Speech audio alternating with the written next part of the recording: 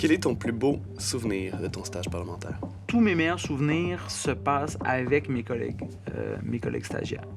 Quand on a dû revenir de Toronto en auto pendant la nuit et les fous rires qu'on a eus à conduire 10 heures complètement usés dans une berline à 5, c'était tellement un beau moment de camaraderie.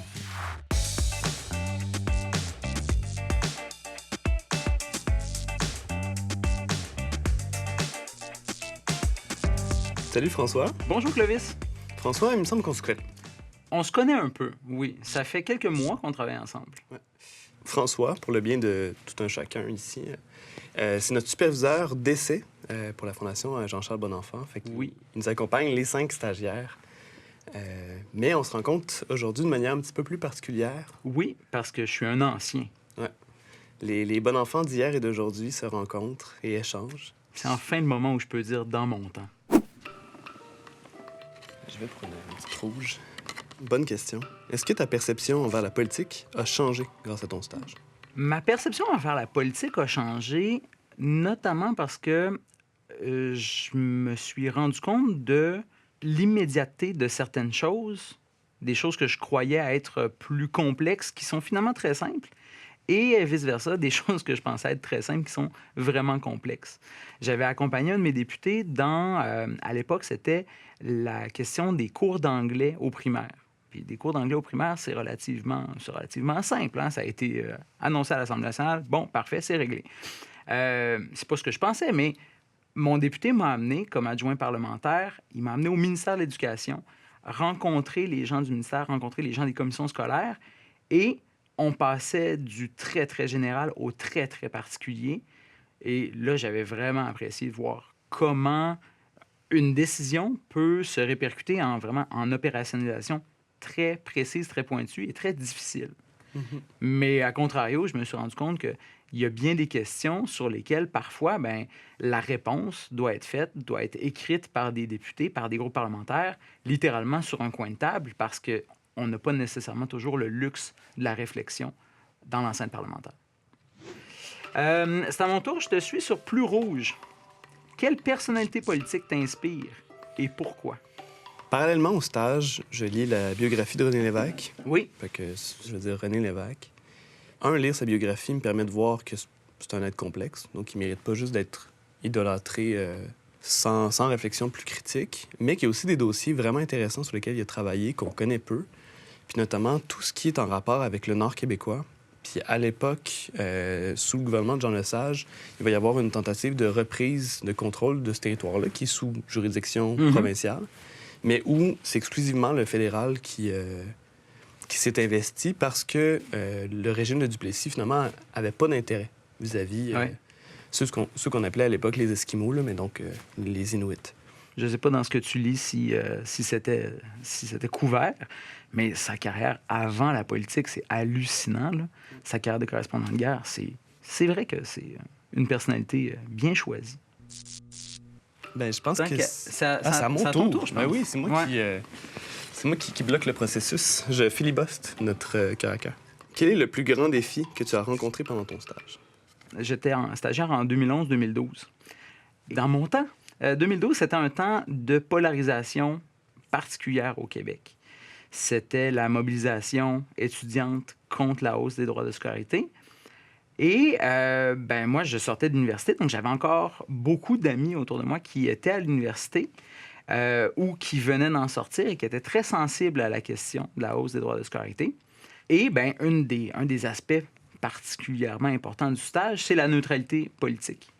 Mais d'entrer à l'Assemblée nationale et de mettre son opinion au vestiaire temporairement, c'était pas particulièrement facile dans un moment où les opinions de tous et chacun étaient portées haut et fort, brandies, et où ça monopolisait le discours public.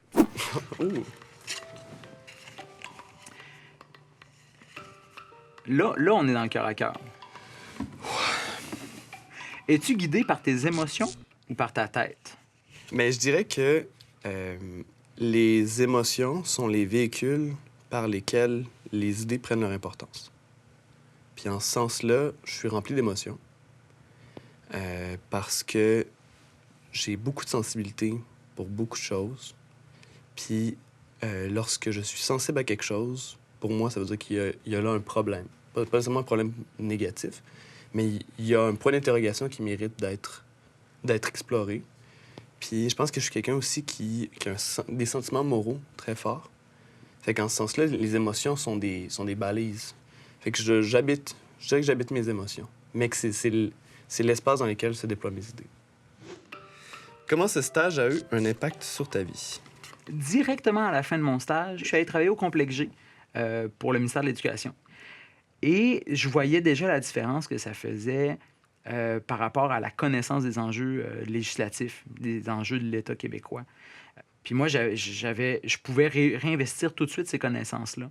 Puis des connaissances, là, je dis ça là, comme ça, mais c'est pas juste des connaissances extrêmement professionnelles, mais on est au 20e étage, alors on regarde la tour du Parlement, puis pourquoi il y a le drapeau? Pourquoi il y a un drapeau jaune avec un coq dessus sur le Parlement? On va aller voir sur le site de l'Assemblée. Ah, OK, on a une délégation wallonne qui est en ville.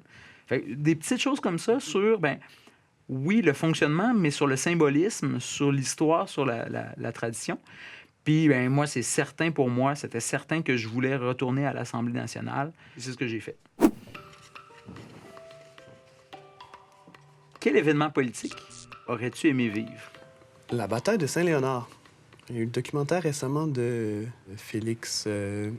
Rose, merci. Oui. Le documentaire de Félix Rose, qui était un événement pas si connu que ça avant la sortie du documentaire, qui raconte donc les affrontements linguistiques au niveau scolaire dans le quartier de Saint-Léonard. Puis il y avait la communauté italienne qui désirait des cours majoritairement en anglais, alors que les parents francophones désiraient école unilingue en français pour tout le monde. Il y avait des groupes qui étaient plus nationaux qui se joignaient à cette lutte particulière-là. Puis j'ai eu l'occasion de la découvrir au travers de la biographie de René Lévesque aussi. Puis pour René Lévesque, ça a toujours été super important, le respect de minorités. Il avait la phrase suivante: « Une société est jugée à l'aune de son comportement vis-à-vis de ses minorités. » À ce moment-là, j'aurais aimé voir comment moi, je me serais positionné. Est-ce que j'aurais une posture militante à ce moment-là, modérée? Est-ce que tu as une hypothèse sur comment tu l'aurais vécu? Je pense que j'aurais été modéré. Une rose. Est-ce que le stage a changé tes aspirations professionnelles? Je vais être plate, mais je vais dire non. Pour moi, l'Assemblée nationale a toujours été un lieu d'aspiration. J'ai étudié en sciences politiques, en économique, puis donc, je voyais toujours l'Assemblée comme étant le point de convergence de ça. Et j'ai grandi aussi dans une famille où c'était important, la culture puis la connaissance. Là, maintenant, je me retrouve à la bibliothèque de l'Assemblée nationale. Il n'y a personne qui trouve ça surprenant autour de moi, qui est quelqu'un qui m'a connu à 10 ou 20 ans. Là. Si l'Assemblée nationale t'habitait déjà avant le stage, quand a été la première fois où tu as habité l'Assemblée? Fait que c'est quand la première fois que tu l'as visité? Venir visiter, je me souviens, au secondaire, on avait une recherche à faire dans des microfiches. Donc, il fallait aller retrouver des articles de microfiches du journal Le Monde. Puis, je ne sais pas, la bibliothèque scolaire avec laquelle tu as grandi, mais la mienne n'avait pas de microfiches du journal Le Monde. Donc, là où c'était le plus proche, c'était la bibliothèque de l'Assemblée nationale. Donc, on était venus en autobus aller consulter dans le sous-sol, puis le personnel était très sympathique. Puis, justement, pour nous, c'était une bibliothèque disponible. Je te demanderai pas c'est quoi le microfiche. Je pense que c'est non, c'est pas du savoir. On n'a pas un clan générationnel. Ah oui. Le stage bon enfant, en un mot. C'est le mot privilège. OK. On est vraiment privilégiés. On va rencontrer Gilles Duceppe, Lucien Bouchard, Françoise David, Catherine Fournier, Monsieur Stéphane Boyer, le maire de Laval. Ça arrive jamais dans une vie où on rencontre autant de personnes qui ont une influence actuelle ou ont une influence passée sur la société québécoise. Donc, on peut juste sentir une profonde reconnaissance vis-à-vis le stage.